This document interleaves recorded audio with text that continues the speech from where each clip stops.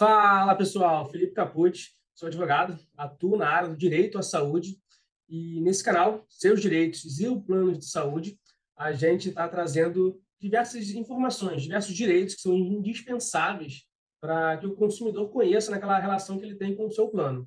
Eu sou autor de 2 livros jurídicos, eu vou deixar o link aqui na descrição para quem quiser conhecer mais sobre, eventualmente adquirir os livros. E nesse vídeo a gente vai tratar sobre carência. O que é carência? O que é compra de carência? Quando a carência não poderá ser exigida pelos planos de saúde em procedimentos de urgência e emergência. Enfim, vai começar pelo o que é carência. A carência é aquele prazo em que o consumidor vai pagar pelo plano de saúde, mas não vai poder utilizar de alguns serviços do plano. Ou seja, você paga, mas não usa. Os prazos são de 24 horas para atendimento de urgência ou emergência, 180 dias para os demais casos, demais consultas, cirurgias, sessões, exames, e 300 dias para parto. Então, esses são os prazos básicos de carência, os prazos máximos.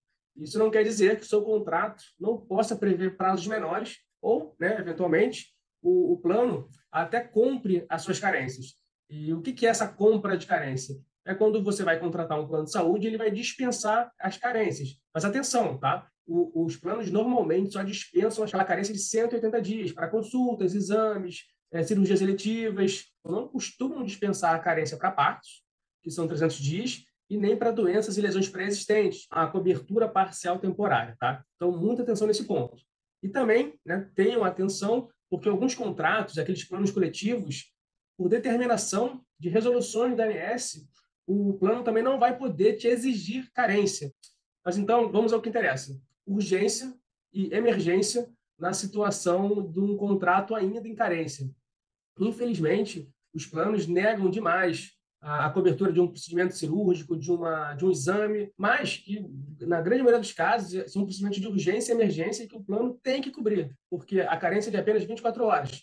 Então, vamos primeiro entender o que é urgência e emergência e depois vamos dar alguns exemplos dessas práticas abusivas dos planos. Emergência é toda situação em que o consumidor ele tem a necessidade de um atendimento imediato, porque se não ocorrer esse atendimento, ele corre risco de vida, né? Risco imediato para a vida, risco imediato de lesões irreparáveis ou esteja em algum tipo de sofrimento intenso. Então, por exemplo, você contratou o plano de saúde, daqui a um mês você quebrou o braço, por exemplo. Se você não, né, for um atendimento de urgência e eventualmente engessar ou passar por um procedimento cirúrgico, você ali vai ter algum tipo de lesão irreparável, se não tiver aquele atendimento imediato. Você vai estar com um sofrimento intenso, você precisa ser medicado. Então, são situações de emergência em que você precisa de um atendimento médico e o plano não vai poder opor, né, esse prazo de carência.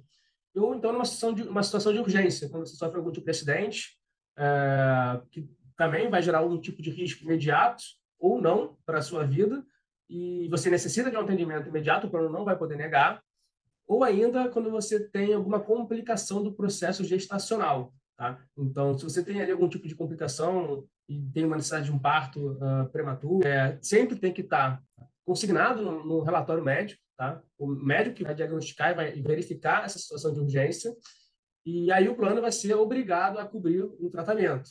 Então, vamos a alguns exemplos, tá? De casos concretos que foram julgados pelos tribunais do Rio e de São Paulo. Peguei só esses dois como exemplo, mas também tem qualquer tribunal estadual. Bom, o primeiro caso do Tribunal de São Paulo, a pessoa tinha contratado um plano de saúde, quebrou o fêmur e necessitava de um procedimento cirúrgico, né, para consertar, né, digamos assim, para consertar aquela fratura, precisava de parafusos e o plano simplesmente negou porque estava em carência, né? Porque, a princípio, para esse procedimento, são 188 dias de carência, que é um procedimento cirúrgico. Entretanto, como era uma situação de emergência, o plano foi condenado, tá, a custear, ainda que dentro daquele prazo de carência, inclusive condenado a pagar danos morais.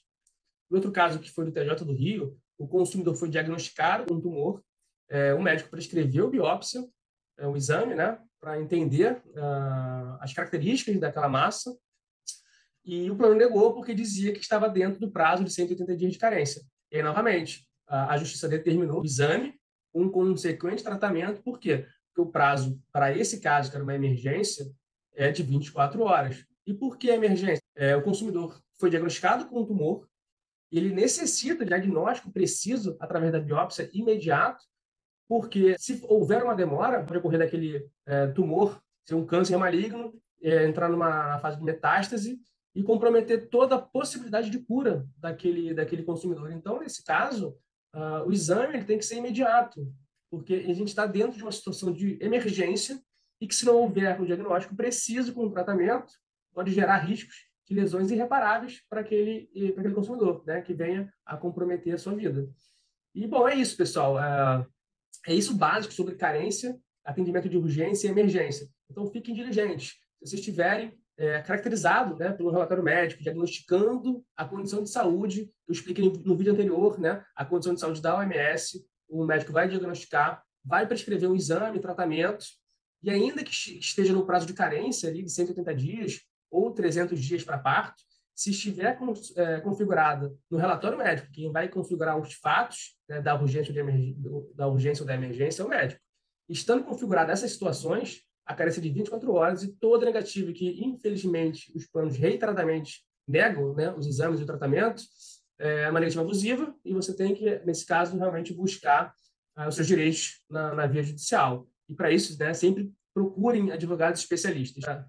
E é isso, pessoal. Se tiverem curtido o conteúdo desse vídeo, do vídeo anterior, se inscrevam no canal, compartilhem, deixem nos comentários eventuais dúvidas, temas que vocês queiram saber um pouco mais e deem like, né? É isso, pessoal. Fiquem bem.